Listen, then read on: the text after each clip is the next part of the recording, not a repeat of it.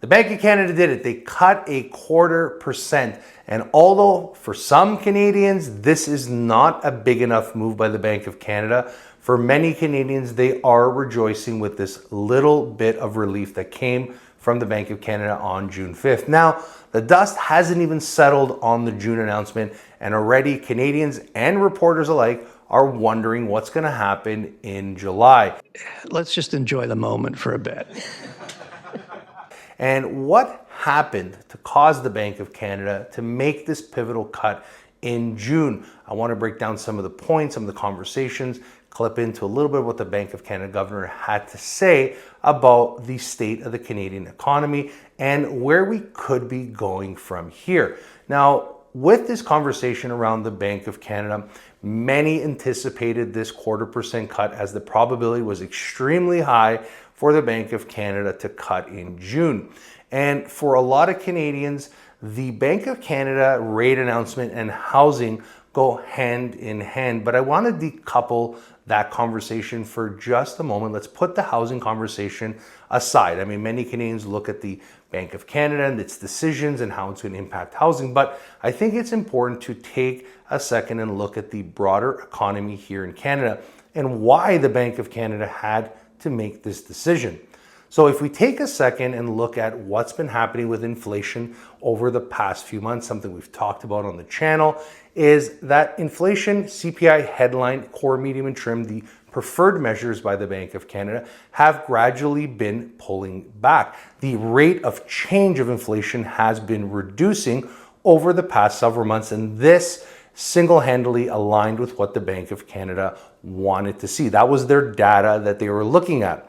Now, if we add into this equation the economic factors such as GDP, growth in the economy, all the other components that the Bank of Canada is looking at, they pointed to the fact that economic growth, GDP, was actually coming in slower and lower than what was originally projected. In Q1, the first quarter of the year, growth was actually pretty high, but it stalled out in the second quarter. At 1.7%, growth was lower than projected in the April report. And ultimately, if you add in the inflation pulling back, you have growth in the economy slowing. We have unemployment ticking up gradually. We have job vacancies increasing.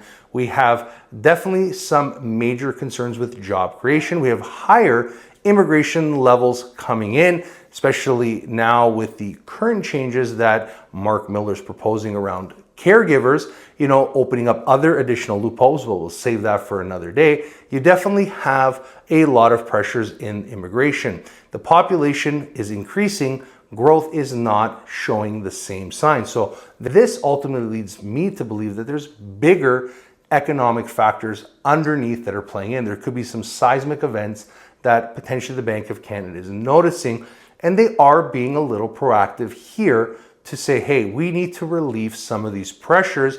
We need to see corporate investment development. We need to see money entering Canada to help build the economy, not leave Canada as we're seeing happening right now.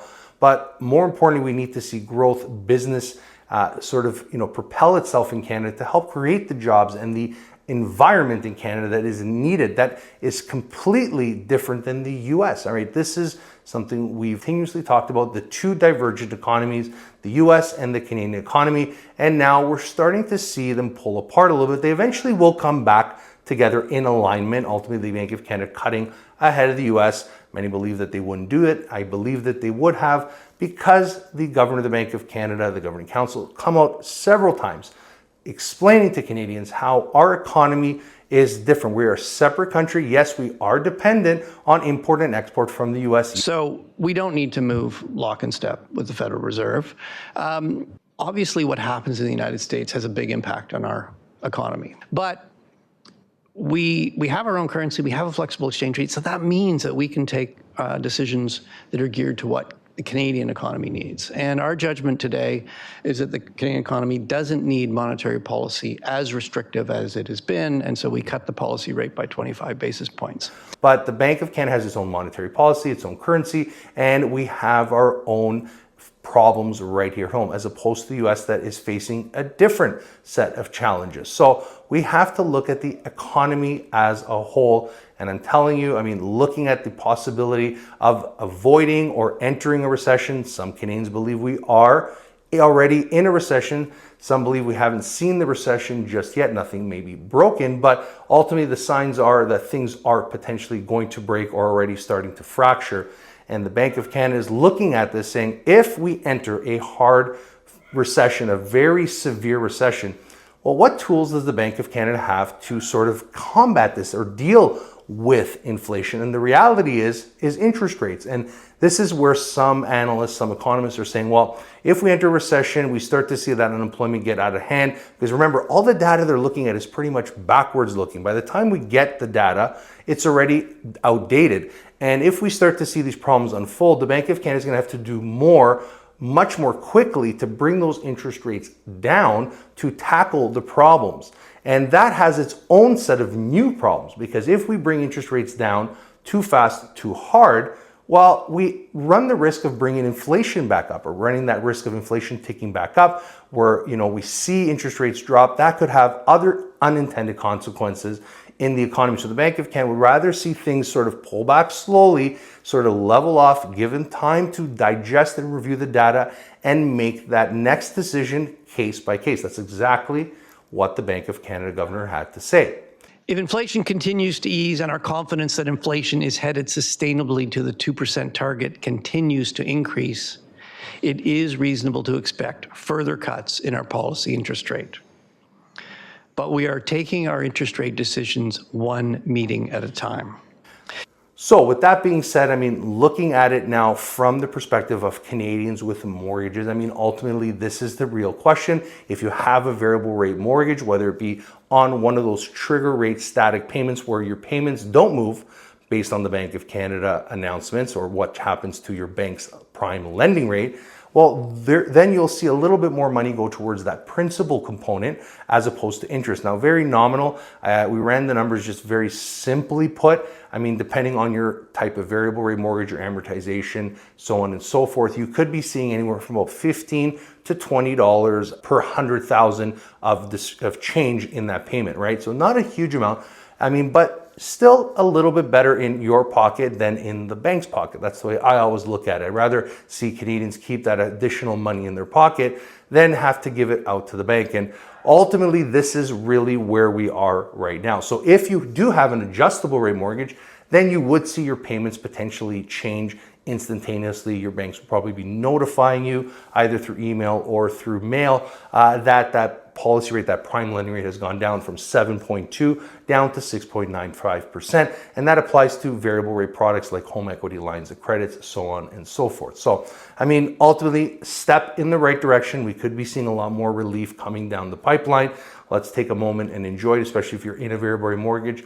For Canadians that are experiencing these financial hardships, I mean, I don't know if this is going to move the needle, but there might be some light at the end of the tunnel. We'll talk a little bit more about that on another episode. But right now, thinking about from the mortgage perspective, Canadians might be thinking about, hey, what does this mean for the housing market? So if we take a second, bring housing back into the equation, I mean, there is this conversation around FOMO, rates dropping. I mean, look, 0.25%, I don't think it's going to move the needle to make things more affordable for Canadians who are on the sidelines. They might be waiting for a few more announcements or more proof that the Bank of Canada is going to be cutting in the future in the next little while, then maybe reemerge into the market. But this also poses a potential problem because you might have some Canadians trickling in slowly.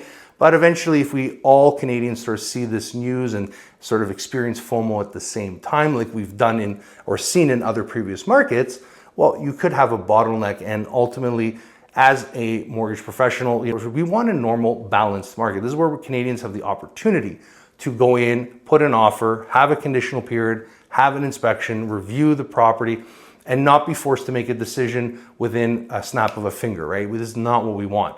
No Canadian should want this type of environment.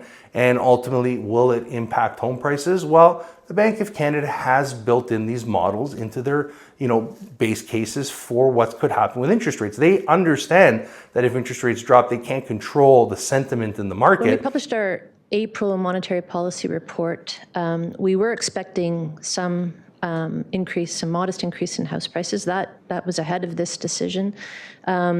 we did then, and we continue to point out housing as a risk to our inflation forecast. So it's something we're going to continue to watch. Ultimately, what we target is inflation. We don't target any particular measure in the housing market or an interest rate, but it's clear there is some pent-up demand in the housing market. We'll see how it goes. But ultimately, if they see things get out of hand, they will have to adjust accordingly. This is where the Bank of Canada is saying, look, we're not just out of the water yet. I mean, this is a step in the right direction, but it's a wait and see approach. Now we've cut. Let's see how things happen. Are we going to cut in the next little while? I mean, these were questions that were asked from reporters right out of the gate. I mean, without skipping a beat, they already talked about July. And I think it's a little too soon to sort of say, hey, look, what's going to happen in July? Let's see what the data for those CPI numbers look like for the month of May once we get them in the next couple of weeks here in June. So ultimately, these are the conversation points. But I really do think that the Bank of Canada has made the right choice, at least in my opinion. It's a small cut, a little bit of relief. It's providing that there's no cataclysmic events or a black swan event that comes out and sort of derails this conversation, right? That's the key.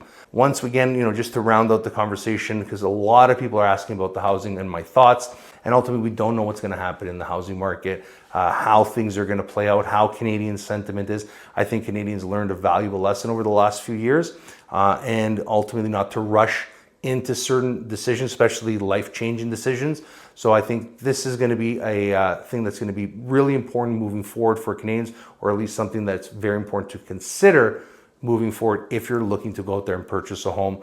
And ultimately, we'll see how this impacts renewals. Last point is ultimately how fixed rate mortgages are going to be adjusting now. Once again, we've talked about the U.S. is predominantly the driving force in the bond market, right? So bonds are how fixed rate mortgages are priced, generally the 5-year Bank of Canada bond.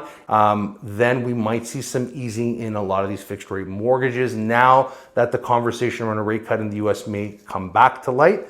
But ultimately, next week, the U.S. is going to have their Fed decision. They're going to see what happens, and there's probably very little probability that they're going to cut. But how that conversation ends up going with Jerome Powell, the Fed chair, that could move markets in a certain direction, but we'll definitely be tracking that here on the channel. So make sure that you are subscribed. But ultimately, what do you think is going to happen in July? Will we see an additional 0.25%? Will we see a pause? Let's have that conversation. Let's explore this journey together. But we'll leave the video here. Wishing everyone a wonderful Friday and even better weekend ahead. Thanks again for stopping by.